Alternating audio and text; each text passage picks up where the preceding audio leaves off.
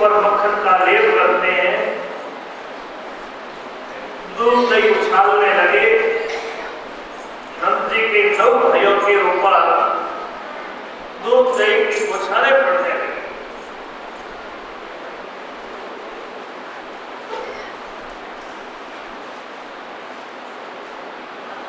चारों ओर आनंद का सागर उमड़, कोई भी यात्री वहां से विमुख होकर के नहीं जाता। रोहिणी की सुंदर श्रृंगार करके घूम घूम कर सबको देख रही है। जब से भगवान गोकुल में पधारे हैं तभी से देखो लक्ष्मी जी ने भी रिद्धि सिद्धि के साथ वही अपना डेरा जमा। गोकुल लक्ष्मी जी का क्रीड़ा बहुल बन गया। एक दिन नंदी कंस का वार्षिक कर देने के लिए मथुरा गए। जब समाचार सुना तो वसुदेव जी नंदी से मिलने उनके डेरे पर गए। वसुदेव जी को देख कर नंदी प्रेम से खड़े हुए उनसे मिले। बोले भैया, कई दिनों बाद आपका दर्शन हुआ। इस डरती अवस्था में आपके पुत्र होने का बड़ा ही आनंद हुआ। अच्छा, अब आप ये बताएं कि जिस वन में आप सब परिवार निवास का कोई रोग तो नहीं है? पशुओं के लिए घास जल पूरी मात्रा में मिलता है या नहीं? नंदी बोले भैया, लाला की कृपा से सब आनंद ही आनंद है, कोई बात का कष्ट नहीं है। दुख तो केवल आपका है जो देखा नहीं जाता। क्या कहें, दुष्ट कंस ने आपके कई बेटे मार दिए, अंत में एक लड़की बची, उसको भी नहीं छोड़ा। चिंता नहीं करें, ये सब भाग्य का खेल है, विधि का विधान कोई नहीं खा सकता। वसुदेव जी ने कहा, मित्र तुमने जो कहा वो सब ठीक है, इसमें कोई संदेह नहीं। मेरी एक प्रार्थना है, अब आपको यहाँ ज्यादा नहीं रहना चाहिए। गोकुल में उत्पात हो रहे हैं, आगे भी उत्पात होने का डर है। वसुदेव जी की बात सुनकर नंदी बोले, अच्छा भैया मैं जाता हूँ। तुरंत गाड़ा जोत करके वे गोकुल के लिए रवाना हुए और वसुदेव जी अपने स्थान पर आए। सुखदेव जी कहते हैं, राजन नंदी, वसुदेव जी की बात पर विश्वास करके कहीं कोई उत्पात न हो जाए, भगवान का ध्यान करते हुए गोकुल की तरफ रवाना हुए। कंस ने बाल गाती ने पूतना राक्षसी को गोकुल भेजा।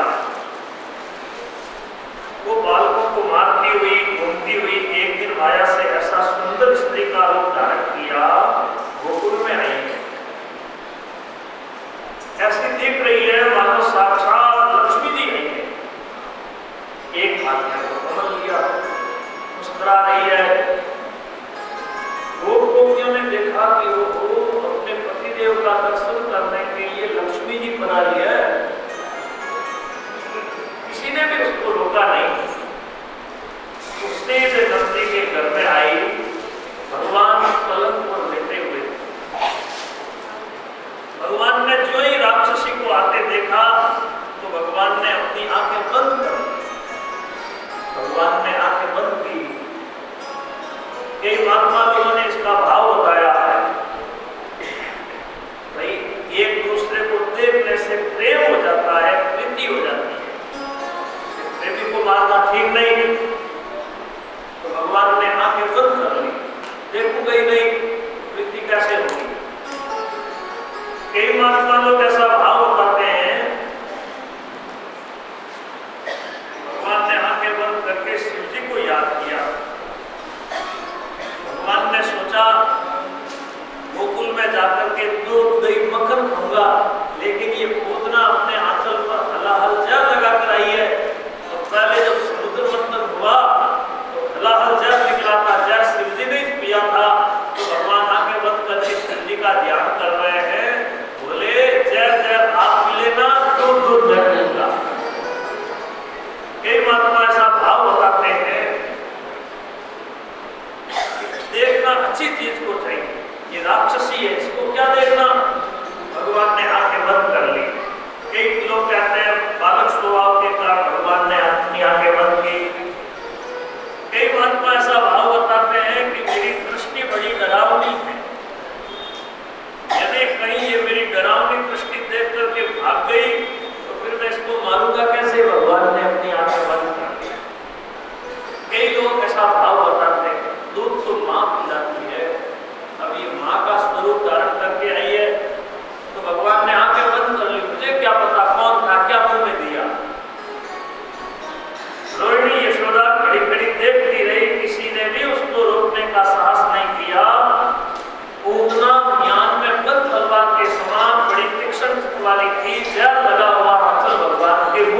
लिया। लाला को गुस्सा आया, कहा मैं दूध दही मक्खन खाता हूँ और कहा ये राक्षसी जो जहर पिलाने आई है।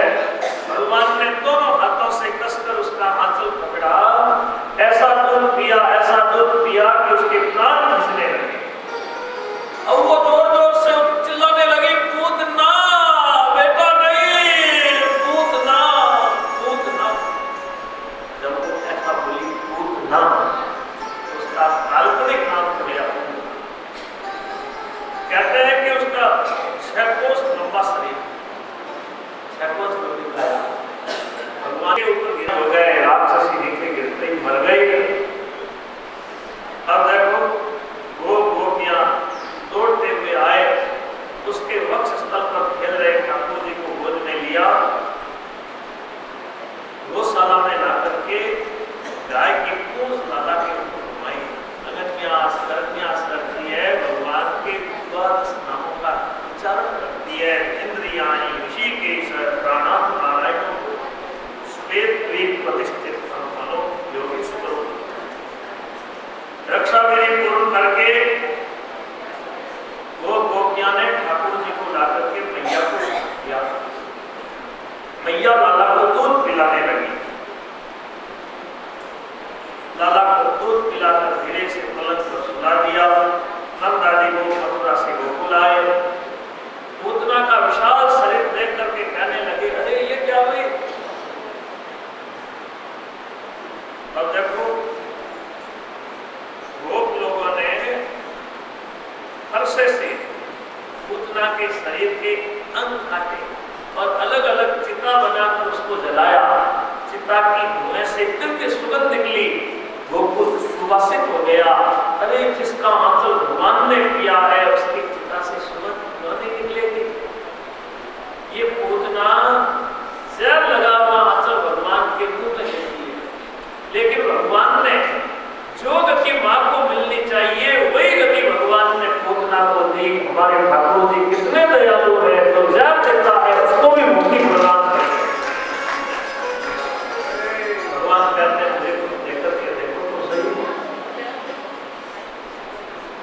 हमने संक्षेप से पूतना की संगति का वर्णन किया।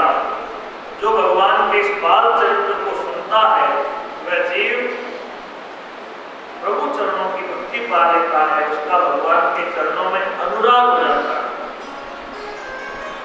राजा परीक्षित ने यह पूछा कि भगवान ने अनेकों अवतार धारण करके जो पावन चरित्र किए,